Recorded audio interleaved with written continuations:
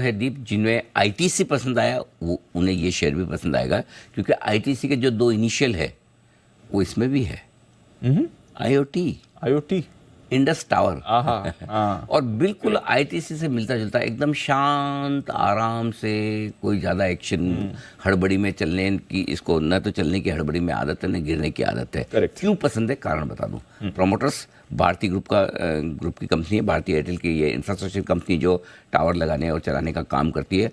तो पेरेंटेज आप समझ ही सकते हैं कि भारतीय एयरटेल जैसे मजबूत पेरेंटेज के साथ ये कंपनी है।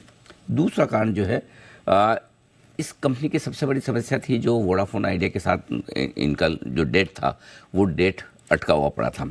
उस डेट में रिकवरी होती दिख रही है। जो डाउटफुल डेट से जो मार्च 2023 में 5,300 करोड़ थे, घटकर 64 करोड़ रह गए, यानी कि लगातार रिकवरी होती दिख रही है। बकाये की रिकवरी लगभग हो चुकी है। तो वो एक जो डर था, वो डर इनका पूरा कि पैसा डूब जाएगा, निकल जाएगा, वो डर निकल चुका है।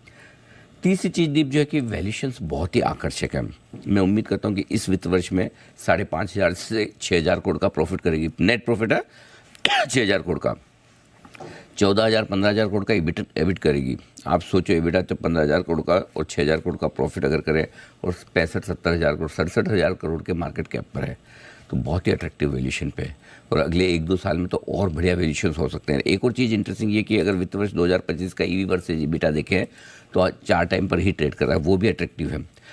पिछले साल इन्होंने डिविडेंड नहीं दिया, लेकिन पूरी संभावना है कि अब डिविडेंड वापस आता हुआ दिखेगा। 6 से 8% के डिविडेंड यील्ड का आप अनुमान लगा सकते हैं, क्योंकि अब कैश फ्लो काफ़ी बढ़िया हो गया। पहले कैश फ्लो को लेकर दिक्कत थी, लेकिन जैसे ही पैसे आए 2 तिमाही बाद लास्ट क्वार्टर में इनका कैश फ्लो ऑपरेटिंग लेवल पर पॉजिटिव हो गया। ये एक अच्छा संकेत आता दिखा। तो मेरा ये समझना कि हर एक लेवल से फाइनेंशियल्स मजबूत होते दिख रहे हैं, वैल्यूएशंस अट्रैक्टिव है। अब लेना कब है, ये इंपॉर्टेंट है। कब लेना है, ये सबसे काम की चीज़ है।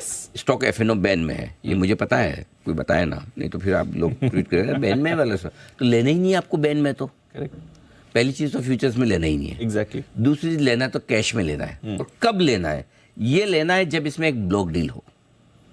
इसमें एक ब्लॉक डील होने की तैयारी में 2 दिन पहले भी बातें चल, ब्लॉक डील होने वाली 210 220 में। पहली चीज़ तो कोई इतनी नीचे ब्लॉक डील होगी नहीं, इतना टॉप क्लास क्वालिटी स्टॉक है, अट्रैक्टिव वैल्यूएशन वाला। ब्लॉक डील होगी नहीं होगी तो कोई बड़ी बात नहीं, प्रमोटर खुद ही ले ले। अपनी कंपनी अच्छी दामों पर मिल ले तो क्यों ना ले, और उनके पास तो पैसे की कमी थोड़ी मित्तल साहब के पास।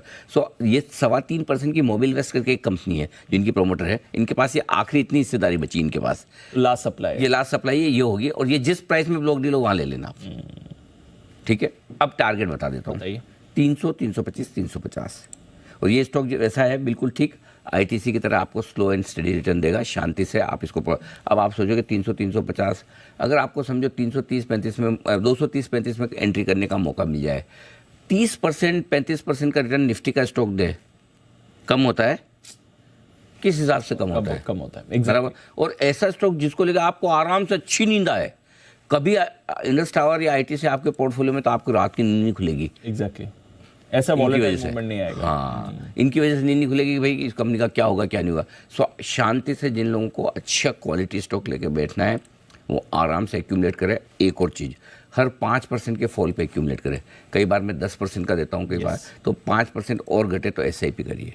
ओके, ये है इंडस टावर। शांति से अच्छे इन्वेस्टमेंट के लिहाज से लॉन्ग टर्म इन्वेस्टर्स जिन्होंने साल का 25-30% रिटर्न से जो खुश होते हैं अच्छी क्वालिटी के स्टॉक्स में, उनके लिए बढ़िया स्टॉक है इंडस टावर। ओके, 300, 325, 350 ये हैं आपके लिए लेवल्स। आराम से होल्ड करिए, कुछ परेशानी की बात नहीं है इस काउंटर के लिए। Indus towers.